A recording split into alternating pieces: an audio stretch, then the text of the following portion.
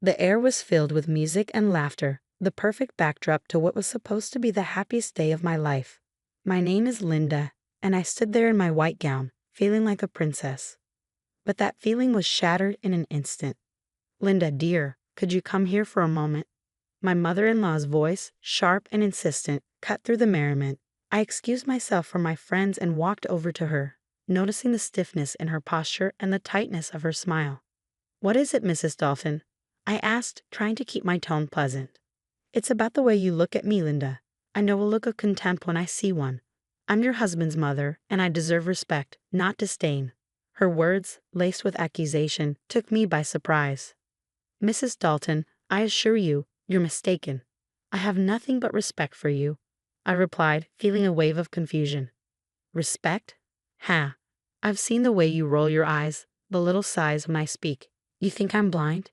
You've turned my own son against me." Her voice rose, drawing the attention of nearby guests. "Mom, what's going on here?" My husband, Mark, joined us, his brow furrowed with concern. "Your wife, she's been disrespectful to me, always looking down on me. And today, on your wedding day, she's been the worst." Mrs. Dalton's voice broke, tears welling in her eyes. "Linda, is this true?" Mark looked at me, his expression a mix of disbelief and rising anger. "No, it's not true. I've done nothing of the sort," I said firmly, feeling a growing sense of injustice. "She's lying." "Mark, I'm your mother. Would I lie to you?" Mrs. Dalton sobbed, clutching his arm. In a moment that felt surreal, Mark's hand came up and struck my cheek in a stinging slap. The sound echoed in the sudden silence, and I stood there, hand to my reddening cheek, as the room full of guests stared in shock. "How could you?" I whispered, not to Mark or Mrs. Dalton, but to the universe that had allowed this to happen. "Linda, I didn't mean," Mark stammered, his anger giving way to confusion and regret. "No, you show me exactly who you are," I said, my voice steady despite the turmoil inside me. Turning away from them, I addressed the crowd. "I'm sorry you had to witness this. Please continue to enjoy the celebration. I need a moment alone." As I walked away, the whispers began, but I held my head high. This was not the end, but the beginning of something else. A plan started to form in my mind, a plan for justice. This humiliation would not go unanswered. In the privacy of the bridal suite, I allowed myself a moment of vulnerability, letting the tears fall. But they weren't just tears of pain. They were tears of determination. I would not be a victim. I would be a victor. After the wedding incident, I knew I had to take action. The first step was to gather undeniable evidence.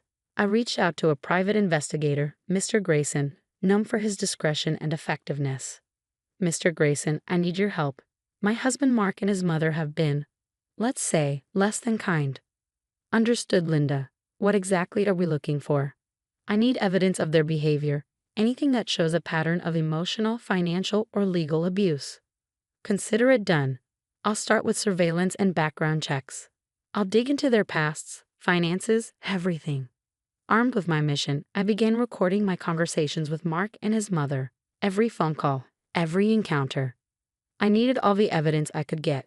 In the midst of this, I found solace in my friend Sarah. "Sarah, I don't know how I'd get through this without you." "You don't have to, Linda. I'm here for you always." "So what's the plan?" "I'm collecting evidence. Mr. Grayson is helping too. I want to expose them for who they truly are." "Be careful, Linda. They won't see this coming and they'll be furious." "I know, but I couldn't let them get away with it." As weeks passed, the evidence started piling up. Calls where Mark's tone was aggressive and demeaning, financial records revealing his mother's tight grip on his assets, and questionable transactions hinting at fraud. One evening, Sarah and I sat down to review the findings. "Look at this, Sarah. These bank statements. They're moving large sums of money. But to where? And these emails. They're planning something, but what? We need to connect the dots. This is more than just emotional abuse. It's a web of lies and manipulation." "Linda, we're onto something big here," Sarah said, her eyes wide with realization. The more I delved into the evidence, the clearer the picture became. Mark and his mother weren't just toxic. They were involved in deeply unethical, possibly illegal activities. "Sarah, I think they're embezzling funds from Mark's company. These documents, they're incriminating." "Linda, this is serious. You need to be cautious. They won't take kindly to being exposed. I know, but I can't back down, not now. The evidence was overwhelming, not just of their cruelty, but of their criminality. It was time to make a plan to bring them to justice and reclaim my life. Sarah, I'm going to expose them publicly. Linda, that's risky, but if anyone can do it, it's you. With Sarah by my side and the evidence in hand, I felt a renewed sense of purpose. I wasn't just fighting for myself anymore. I was fighting for justice. The next step was clear. I had to bring their actions into the light. It was time for the world to see Mark and his mother for who they truly were. I organized an event under the guise of a big announcement, inviting friends, family, and subtly, a few media contacts. The venue was lavish, the atmosphere buzzing with anticipation. Thank you all for coming. I know you're curious about the big news. I began, my voice steady, my demeanor calm. Mark and his mother, Mrs. Dalton, stood beside me, beaming, unaware of the storm about to break. Linda, darling, we're so proud of you. Whatever the announcement, we support you, Mark said, his words dripping with insincerity. I've gathered you all here to share some important truths about my marriage and the Dalton family. I paused, gauging the crowd's reaction. Truths?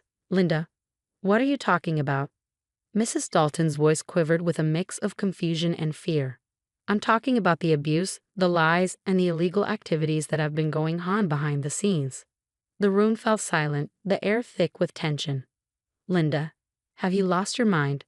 Mark's face turned a shade of red, his anger barely contained. Quite the contrary, Mark. I've never been more sane or more sure of what I need to do. Exhibit A. I gestured to the screen behind me, where a video started playing, a recording of one of their heated, abusive conversations. The crowd gasped, murmurs growing louder. Mrs. Dalton's face paled, her hands trembling. This is just the beginning. These documents show financial irregularities, embezzlement, and fraud. I held up a folder filled with incriminating evidence. You can't do this, Linda. You're ruining everything. Mark's voice was a mix of plea and threat. I'm not ruining anything. I'm exposing the truth, a truth that everyone needs to see. The media personnel started clicking their cameras, capturing every moment of the unfolding drama. Linda, please, let's discuss this privately. Mrs. Dalton's voice was barely a whisper, her facade of control shattered. No, Mrs. Dalton, no more private discussions. The time for hiding is over. As I continued to reveal more evidence, the reactions varied from shock to disbelief. Some guests shook their heads, while others whispered among themselves. Mark and Mrs. Dalton stood frozen, their masks of respectability falling away. This is my story, a story of surviving abuse and standing up against injustice.